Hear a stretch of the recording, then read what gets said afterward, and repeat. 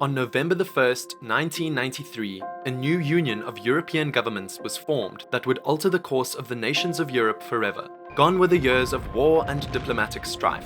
It was clear that the founding members of the European Union had one primary goal in mind: a unified Europe, strengthened by the diversity and backgrounds of its member nations. You don't need to look any further than the EU's motto, In varietate concordia, a Latin phrase which simply means united in diversity. However, things aren't as simple as they seem.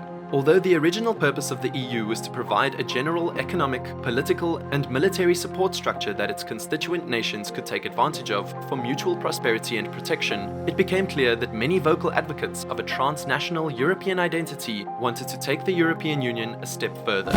Why stop at just a union of member states, when Europe could be something so much greater? Why go partway to a full integration when a European federation could further the interests of all of the people of Europe?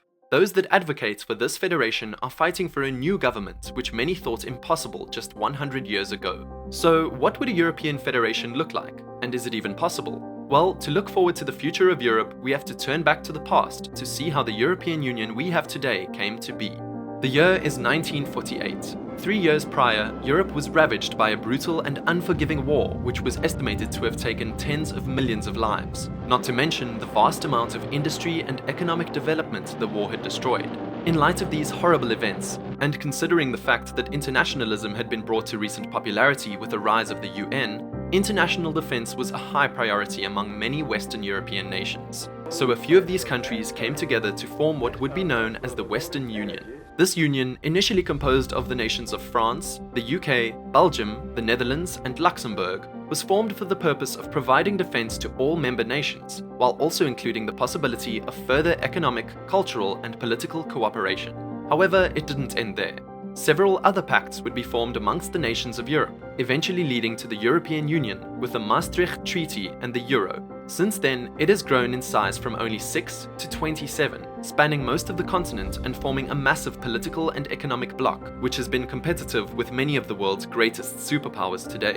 When you compare the Europe of the 1950s to how it is today, it has become a lot more federalized, even if it's not technically a federation today. So what comes next, if anything? Well, it's impossible to know for certain. However, a European federation could look much like a stronger European Union today. See, right now, the EU is still fundamentally just a treaty, whereas a European federation would be a nation-state with clear and defined roles, borders, and aspects which can possibly be compared to something like the US. The European Federation would have the highest court which issued supreme decisions. It would have a legislature with the ability to tax its population universally, and it would most likely have its own military instead of relying on constituent nations to back it in times of armed conflict. Because of this though, a truly united Europe would be a powerful geopolitical entity, capable of wielding influence which only the United States and China have today. Assuming all of the EU members agree to the formation of a European federation, it would have a population of 450 million people, and an earth-shattering $17 trillion GDP, making it only third in the world behind China and the United States.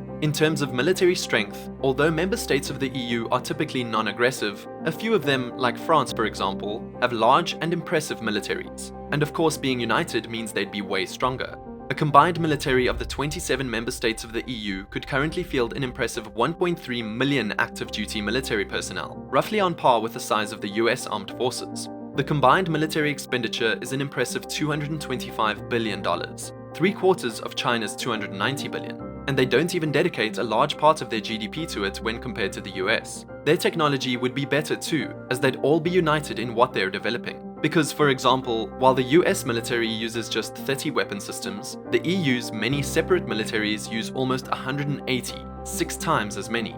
These changes would make Europe dictate its own future and not continue to live at the expenses of America and relying on them, as well as protect itself against the rise of India and other growing countries. However, this type of talk is easy. We can speak all day about just how strong a European federation would be and how it would be able to assume the role of a global superpower. But it doesn't actually matter, because there's currently a lot of things making this unlikely. So what's stopping a European federation right now? Well, where to begin? Perhaps the biggest issue is national identity. Many people in Europe are proud of their country's identity, culture, and history. They don't want it to be stripped away to conform a European identity. Because, let's face it, a successful European federation requires a fundamental shift in identity for everyone. they'd need to feel European, as deeply and predominantly as US citizens feel American. And this is kind of a hard thing to do when you're comparing, say, Norway and Hungary. It's nothing like Texas and California, where while there may be a huge difference in the politics and lifestyle, they still firstly identify as American.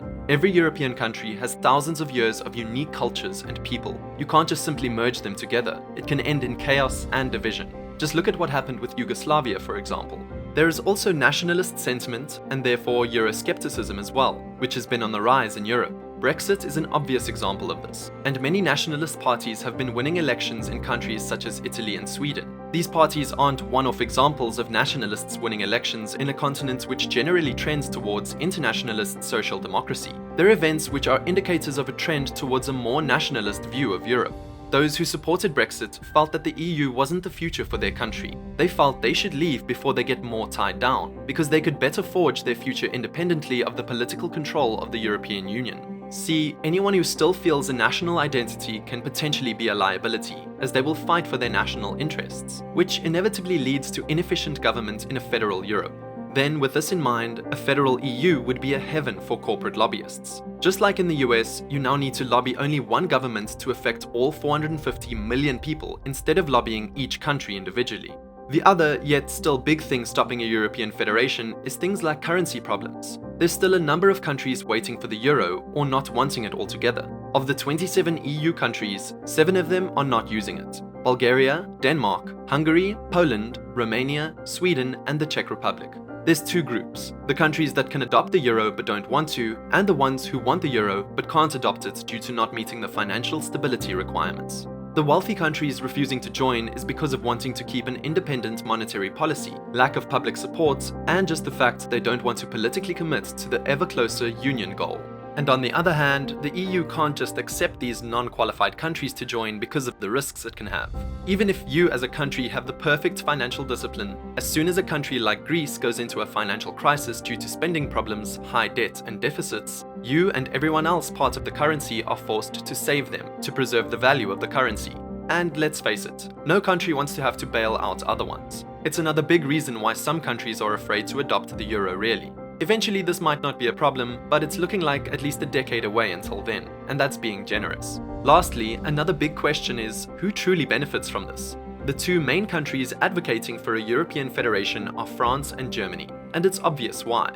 They already have most of the power in the current union, and a federalization means more and more control over the autonomous governments of EU members. That all being said, there's other options that have been floated around. Even if a European federation is unlikely, the Russian war against Ukraine has changed the playing field quite a bit in favor of stronger European cooperation. A Switzerland-type model rather than a US federation one is possible, with subdivisions like cantons respecting the different languages and cultures of the European peoples, and a more direct democracy to not let a unified Europe become a recipe for easier control over more people. Or, forgetting the idea of uniting together like this at all, a strong trade alliance can sort out many geopolitical problems. Because, frankly, money talks, and then a military alliance can sort out the rest. Federalism isn't needed for either of these things technically. Regardless though, whatever happens will definitely take a long time, and it can't be rushed. It's taken over 50 years for the EU to reach 27 members, and even then we can't say that they're all united. It will also take decades to evolve into a European identity. Something must happen though. The current EU is sort of in a state of limbo, with either going on to federalization or back to being just a single market in its cards. It's currently too middle road to be truly successful long term without major changes. With the European Council recently approving the Strategic Compass, a plan to strengthen the EU's defense and security policy by 2030, we see the militaries now slowly being united, with the establishment of an EU rapid deployment team of up to 5,000 troops. So despite all the disagreements member countries have, there's proof that Europe is still slowly but surely moving towards being more united.